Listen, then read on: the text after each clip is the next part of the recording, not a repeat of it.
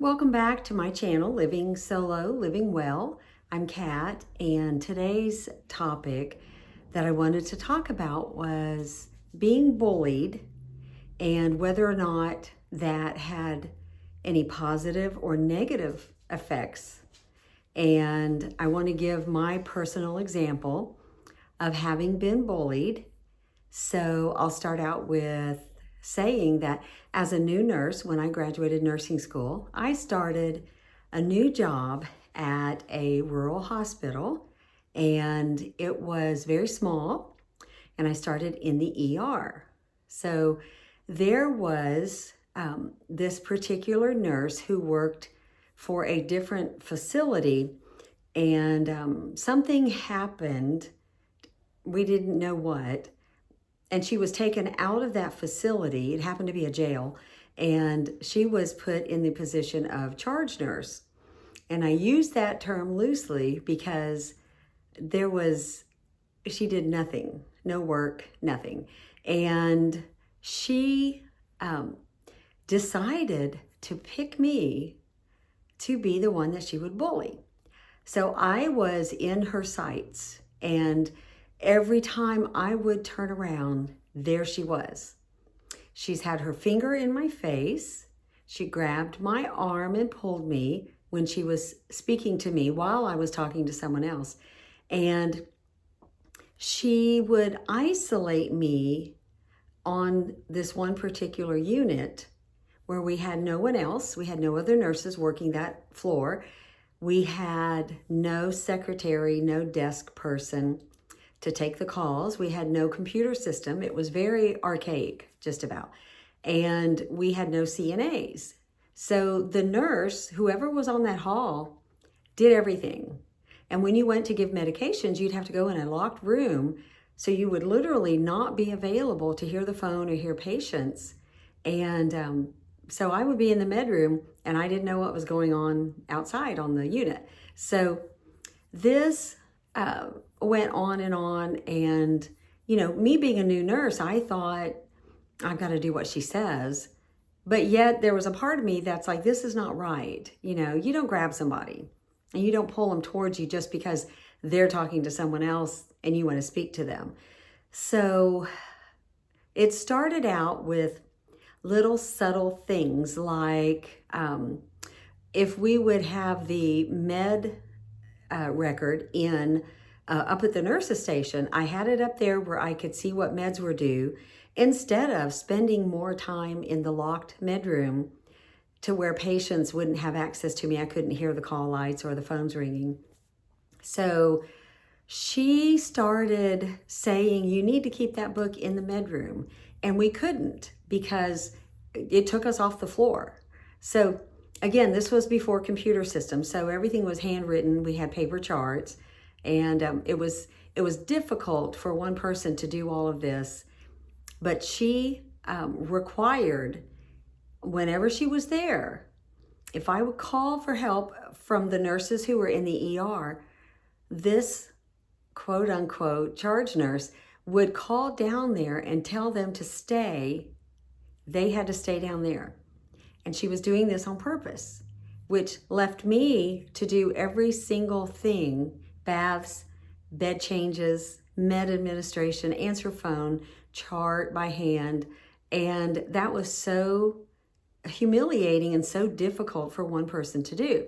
So there were many times I'd be walking down the hall and I'd be in tears. It was a quiet kind of tearfulness, but nonetheless, if people walked past me, they could see that I had tears in my eyes. But this went on, and I did not know what to do about it. So the day that she wanted to speak to me when I was speaking to someone else, we were in the med room. I had the door open because I was giving the nurse that needed a narcotic, I was giving her the keys that I had to the narcotic cabinet. And so she was getting what she needed while I stood there. This charge nurse came up and was trying to speak to me, but I was talking to the other girl. And she grabbed my arm and pulled me towards her. And I immediately took my arm. I went like this. Don't you ever. I took my arm out of her hand and I said, don't you ever grab me again. And she denied it, which was odd. And I said, no, I've got a witness. Here's the other nurse. And that particular day, we had myself and that LPN on the floor. So there was help at that moment, but that was very rare. So this other nurse saw what she did. So she said, I just wanted to talk to you. And I said, you don't have to grab me. You can tell me, and you can wait for me to finish talking to this other person. So she wanted me to go into a patient's room with her, and we did, and whatever that topic was about, we discussed. Then I went to wash my hands at the sink in the patient's room, and I said, don't ever do that again. And she said, I didn't really grab you. And I said, you did, and I have a witness. Don't do it again. So she never grabbed me again, but she made life unbearable while I was at work. So there was one day I had to do a sterile dressing change, which means it's a particular way, and there was a PICC line which went directly into a patient's heart. So we had to change that dressing. I had to change that dressing.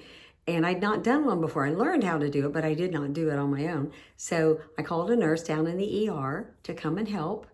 And she was on her way. Well, she said she would be on her way.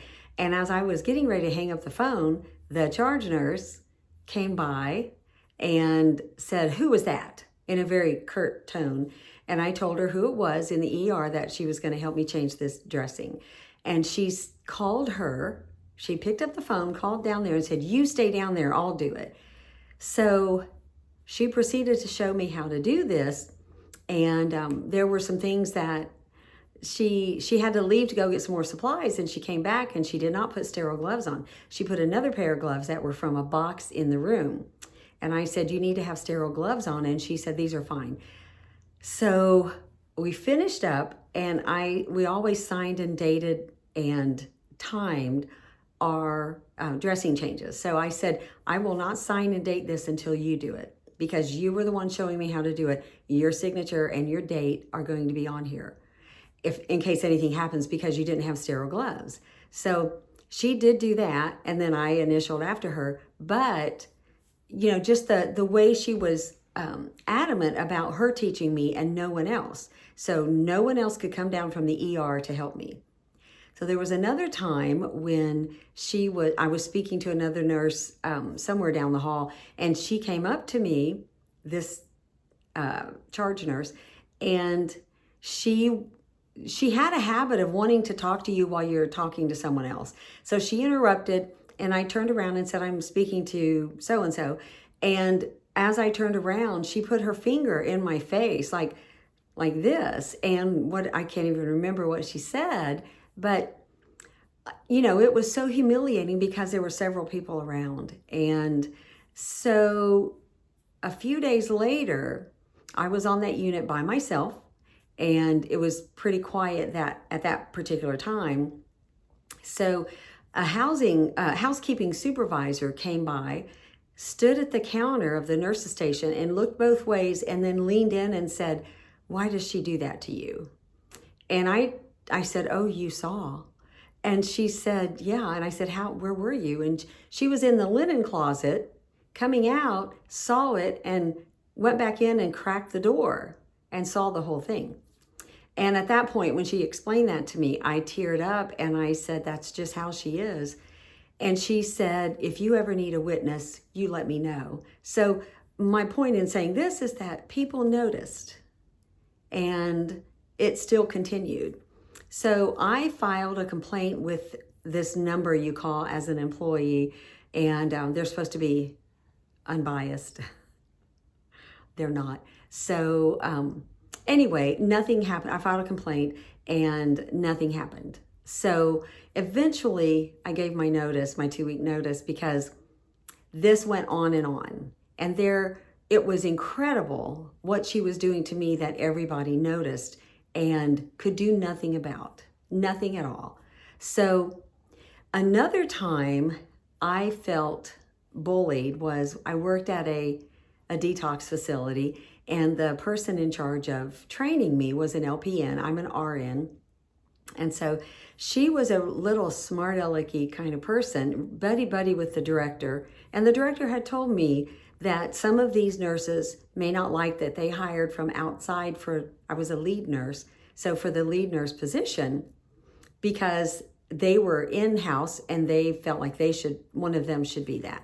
So I ended up being the lead nurse, and I thought, oh, I can handle this. He said, just know that they might give you some flack. And I said, I'm good. So sure enough, they did. And this one particular one, she had told me when I asked her something about, I was training with her, and where do I put this chart, this information? And she said, just stick it in the slot on the wall. The doctor will come by and get it. And I said, well, I thought I had to have such and such filled out first. And she said, no, you don't. Just put it in that slot. So I put it in the slot. And this is just an example of what she did to set me up. So another time I was relating to that next day when I was coming into work, once I got in, there was rumor that the director wanted to see me. And I didn't know why. So I guess he came over and found me, and he said, we're not supposed to put that in the slot for the doctor until you have all this information on it. And I said, well, I had asked, and he goes, I don't want to hear it. I said, do you want to know why I did what I did? And he said, no. And I said, well, your nurse told me it was okay, your trainer. And he didn't care. But she did this to me repeatedly. And there was a time when we had a meeting, like it was shift change. So we'd all meet in this one room, the off-going nurses and the oncoming nurses. We'd meet at shift change and we'd give report. And something came up and I had to come out of the room to go answer the phone or take care of a patient. And as I went back to the room and I knocked on the door to open it, or knocked on the door because it was locked, she came over, opened the door. I said something to her and she slammed the door in my face. It didn't hit me, but at that point I didn't know. I was so just shocked, but everybody saw that. So the next day that I came into work, I worked all day, and that evening, and the nurse coming in at night shift had come up to me and said, we saw that, and we told her, do not do that. You hit her in the face. And they saw it. And when she addressed it with me and said, did she hit your nose? And I said, I don't know. I don't think so. But I was so shocked by it that I wouldn't have felt it. I had that much adrenaline going, I guess. And, but she continued to do this and continued to do it. And then when I would make out the assignment sheet for each of the employees, each of the nurses at the nurses station, because I was the lead nurse, one day, I gave them each their assignment, and I would say, you're really good doing this, so why don't you do that today? And then you're exceptionally good at doing this, so I'll have you be, in this position.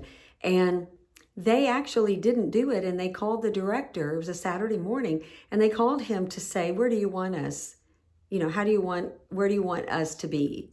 Instead of listening to me as the lead nurse. So I felt undermined by the director.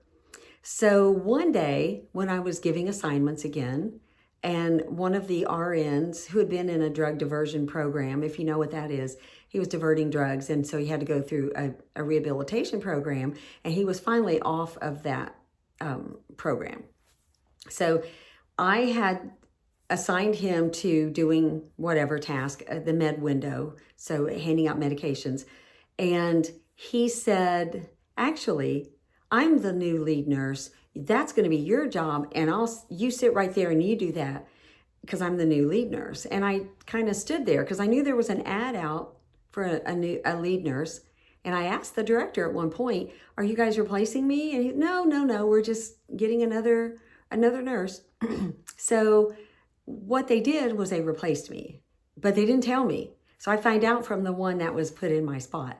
So that really hurt, because you couldn't come to me and tell me, and you had to undermine me. These were the same people the director warned me about. So now he's participating with these other people. So it was just a really bad clicky kind of environment. And because I was an outsider, I was picked on. So then there was another job I worked at, and it was, I won't name where it was, but it was a local place, and I was in a back office doing some work. That's where I worked. I did not see patients generally. Sometimes I would, but most of the time I wouldn't. It was a clinic of sorts. And I was in the office with the director. That was where my desk was, in her office. We were like literally, I could reach out and touch her chair. We were that close. And but I was treated differently than the other nurses. It was really interesting because if I would ask, hey, I've got PTO, can I leave early? And she said, yeah, sure, that's fine. And when that time came, she was in the back with her other buddy nurses. I didn't work with them. They were in another area of that clinic. So I went back there to get ready to leave, and it was a minute before, I think it was 2:30 that I was going to leave, and it was maybe 2:29. So I walked back there to go out the back door, but I was not out the door yet. So I was still technically on the clock. And as I walked back there, and they were all sitting there just doing nothing, and she looks at me and said, it's not 2:30 yet. And I looked at the clock, and it was almost like a few seconds. So one of the other nurses, apparently they were all talking about me back there, because one of the other nurses does a countdown, like 20, 19, 18, counting down the seconds before 2:30. You talk about humiliation. That was horrible.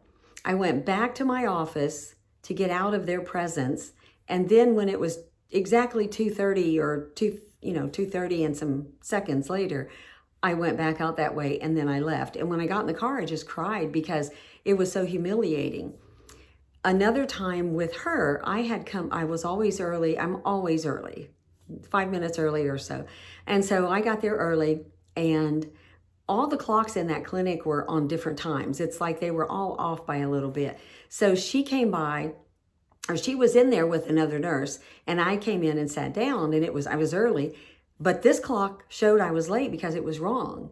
And my phone time was correct, which was early. So as I walked in, she looked at the clock and looked at me and said, you're late again. And I said, no, I'm not.